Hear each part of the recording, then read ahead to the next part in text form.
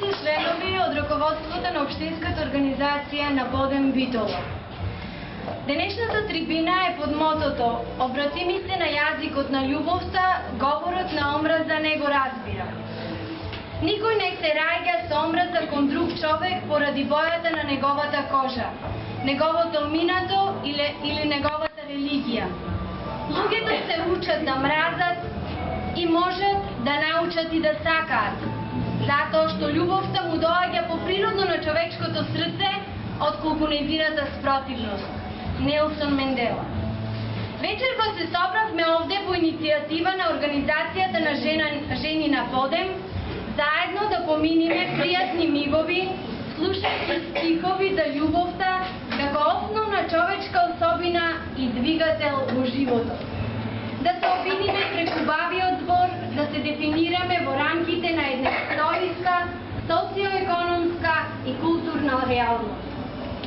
На ова ниво на нашата еволуција, кога сме ограничени од егото, обременети од стравот, нека жала малечко, лесно крило, китено перие дождо и свисна, грмотевици го кинеа, недотрајало, избледело, од срамежливо царство стари, дрчни пси и крст од чело ти сивна, со топла пареа јагички пополнува, ужива во твоето откраднато утро. Каква е таа мудрост од џунглата на асфалтот што те напои?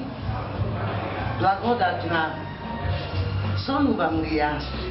Миросана, Мирјанко моја, не те одбрав јас. Боговите ми шепна,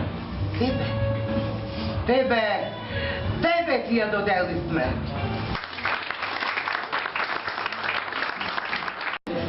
Негувајќи јазикот на љубовта, кога љубовта владее во вашите срца, нема да дозволи да го користите јазикот на омразата, од едноставна причина затоа дисбаланс во нас. Ангелот на љубовта има прекрасно лице, нежна кожа, големи бисерни очи, големи трепки и нежна продзирна облека. Ангелот на љубовта со своите долги и нежни прсти ја собира целата нечистотија во нас и околу нас и го прочистува секој простор.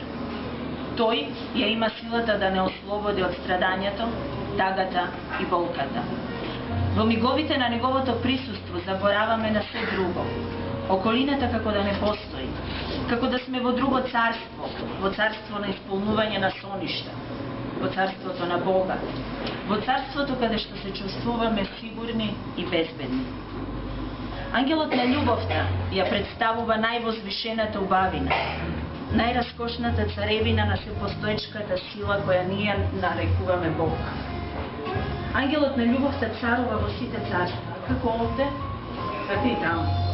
Тој, возвишениот. Јас сум Елица Марковска, имам издадено 2 стихозбирки, Розов порок првата и Авантури во беспаќе втората.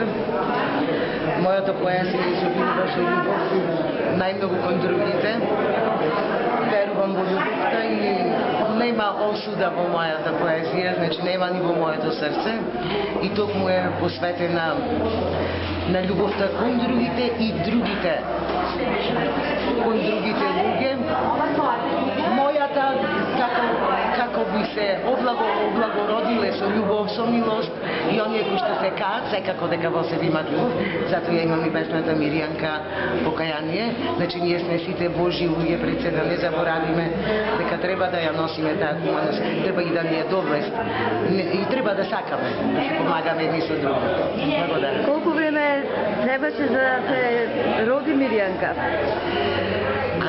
Мирјанка не требаше многу да се роди, затоа што мојата поезија, онака како што кажа Панде Манолов, била актуелна и пак ќе биде. Секогаш постоела проституција, луѓе горди, луѓе надмени, луѓе користолюбиви, баш во Розов порок и кратки на благоста, луѓето кои што дајат, земаат и ништо не ви остават, но затоа вие го имате срцето, борете се со него и сигурно ќе успеете со него. Благодарам. Благодарам. Че да тебе те газат, а едни со други се лажат и мразат. Znam moja majčice nežna, draga, ubava, bela, snežna. Znam za bolkata tvoja, za čedata tvoj što vo ne znajne broda i za čeko težo hoda. Kako da kažem, komu da rečem, eve vaka so pesna ja svelam i redam zborovi silni, što od izborida milni. Vaka so pesna ja si skradelam, od tvojite misli zborovi redam. I znam sega, melem do srca razni